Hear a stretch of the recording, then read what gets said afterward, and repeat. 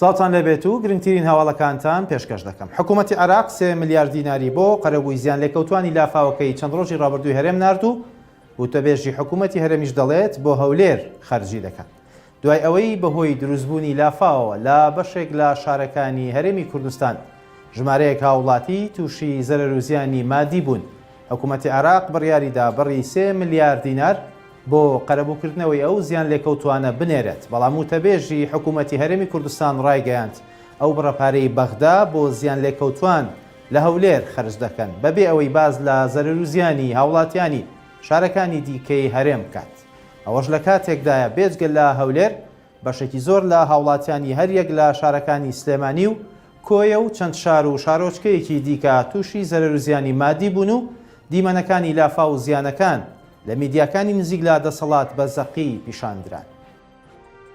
حکوومەتی هەرێم بەنهێنی دەستی کردو بە دانەوەی قەرزی کۆمپانیەکان و ئەندامێکی پەرلەمانی کوردستانیش دەڵێت حکوومەت تا ئێستا بیری لە دانەوەی قەرزی موچەخۆرانی خۆی نەکردووەتەوە.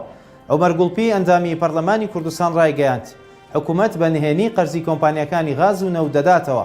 لەم ڕۆژانەشدا هەموو قەرزی ساڵانی 2019 و 20 کۆمپانیای دانەغازی دایەوە، بەڵام تا ئێستا بیری لە دانەوەی 1 دیناری قەرزی موچەخۆرانی خۆی نەکردووەتەوە. ئەومەر گوڵپی و تووشێتی لەگەڵ دانەوەی هەموو قەرزەکانن، بەڵام بە شەفافیەت و بەڕوونی و لە چوارچێوەی کاری حکومی نەوەک بەنهێنی و ژێربەژێر. ئەو ئەندامەی پەرلەمان باسی لەوەش کردووە لە جیاتی ئەوەی بە فەرمی و بە ئاشکرا لە حکوومەتەوە هەواڵی دانەوەی قەرزەکان بزانن لە ڕاگەنراوی کۆمپانیا نەوتیەکانەوە زانیاریان دەست دەکەوێت. کۆنسوڵی فەخری بیلاڕوسیا لە هەرێم ڕایگەیاند نرخی ڤیزای ئەو وڵاتە تەنیا 40 دۆلارە، بەڵام کۆمپانیەکان بە 3000 دۆلار بە خەڵکی دەفرۆشنەوە.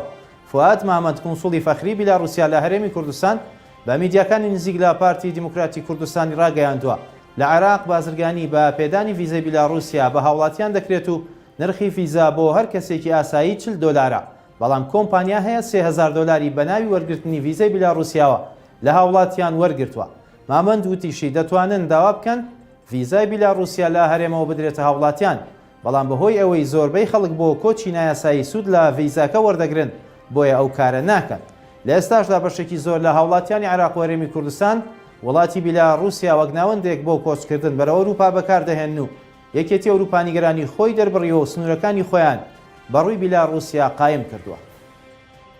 ئەو سەرکردانە یەکێتی کە ژەهر خوارد کراون لە دادگاکانی دەرەوەی کوردستان سکاڵا تۆمار دەکەن. بە گوێرەی و زانیاریانەی لە سەرچاوەیەکی باڵای یەکێتی نیشتیمانی کوردستانەوە بەشار پرێز درراوە. هەموو ئەو سەرکردانە یەکێتی کە لە چەند ڕۆژی ڕابردوودا بڵاویان کردەوە گوایە ژەهر خوارد کراون بڕیاریان داوە لە دادگای ئەو وڵاتانەی پشکنینەکانیان لێ کردووە سکاڵای یاسایی تۆمار بکەن. ئەو سەرچاوە باڵایی یەکێتی ئەوەشی ڕوون کردەوە دادگاکانی وڵاتانی ئەڵمانیا و ئوردن دوو دیارترین ئەو وڵاتانن کە سەرکردەکانی یەکێتی سکاڵای یاسایی لێ تۆمار دەکەن. بەوتەی سەرچاوەکە یەکێتی وەکو حیزب بڕیاری داوە هیچ سکاڵایەک تۆمار نەکات، بەڵکو سکاڵاکان کەسی دەبن و یەکێتیش وەک حیزب لە کاتی پێویست پشتیوانی سکاڵاکان دەکات.